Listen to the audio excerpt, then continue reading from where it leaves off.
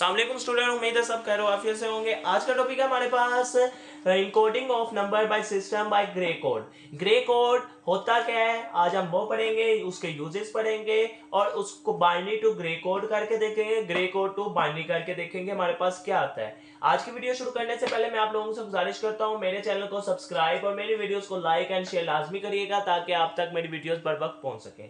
सबसे पहले हम पढ़ते हैं ग्रे कोड हम यूज क्यों करते हैं।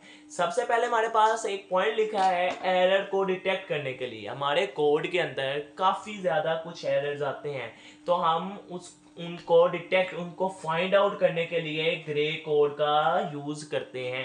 फिर उसके अलावा हमारे पास क्या है, रिड्यूसिंग एरर्स, एरर को कम। हमारा ये ग्रे कोड डिटेक्ट तो करता है बच्चों, उसको एरर को रिड्यूस कम भी करता है ताकि इजी हमारा कोड जो है वो आगे आराम से बढ़ सके और एरर फ्री हो सके।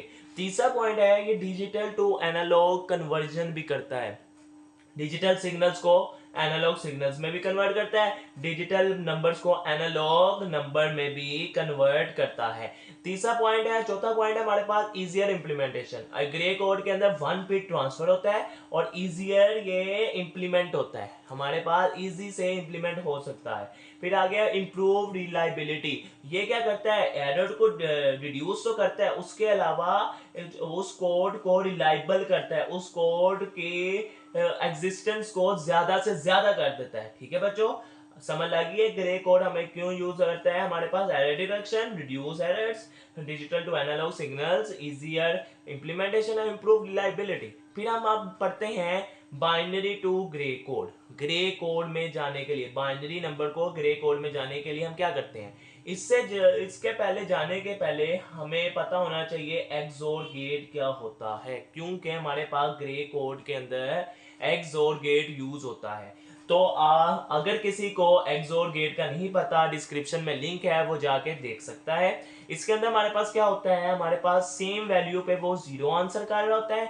और डिफरेंट वैल्यू पे हमें 1 आंसर कर रहा होता है। ठीक है बच्चों, सपोज अगर हमारे पास एक नंबर है बाइनरी के अंदर, तो हम क्या करेंगे, जो हमारे पास पहली बिट है उसको हम एज इट इज नीचे उतार देंगे, फिर दूसरी बिट के साथ एक्सोर लेंगे। 1 एक्सोर ऑफ 0 हमारे पास क्या होता है 1, ये हमारे पास एज इट इज आ गया। फिर 0 एक्सोर ऑफ 1 क्या होता है हमारे पास 1, वो हमारे पास नीचे आ गया। ठीक है बच्चों, फिर हमारे पास 1 एक्सोर ऑफ 1 क्या होता है, 1 एक्सोर ऑफ 1 होता है हमारे पास बच्चों 0।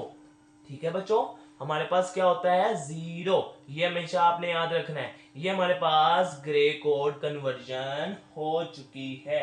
ठीक है बच्चों, उम्मीद है आप लोगों को समझ लग गई होगी।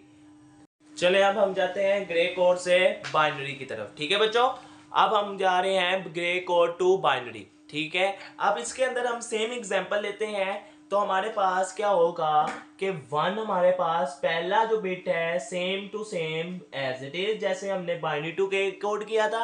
फिर दूसरा बिट इसके अंदर हम एक्सोर लेते हैं विद आउटपुट के साथ। ठीक है बच्चों, 1 एक्सोर 1 हमारे पास होता है, जहां भी हमारे पास सेम होता है वहां हमारे पास 0 आंसर आ जाता है।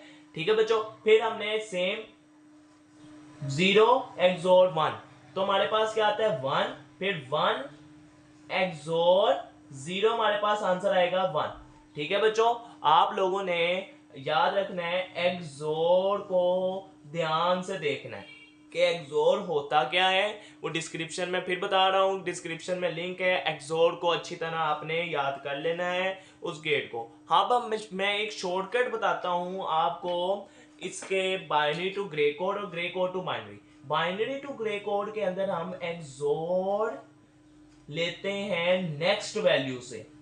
ठीक है बच्चों, नेक्स्ट वैल्यू के साथ एक्सोर लेते हैं। हमारे पास जो ग्रे कोड होता है ना बच्चों, उसके अंदर हम एक्सोर ले रहे होते हैं विद आउटपुट, आउटपुट के साथ हम एक्सोर ले रहे होते हैं नेक्स्ट वैल्यू का। ठीक है बच्चों, आपने ये चीज ध्यान से याद कर लेनी है, हम आउटपुट के साथ ग्रे कोड टू बाइनरी में एक्सोर लेते हैं। आज की वीडियो के लिए बस इतना ही, मिलते हैं नेक्स्ट वीडियो में, तब तक के लिए अल्लाह हाफिज।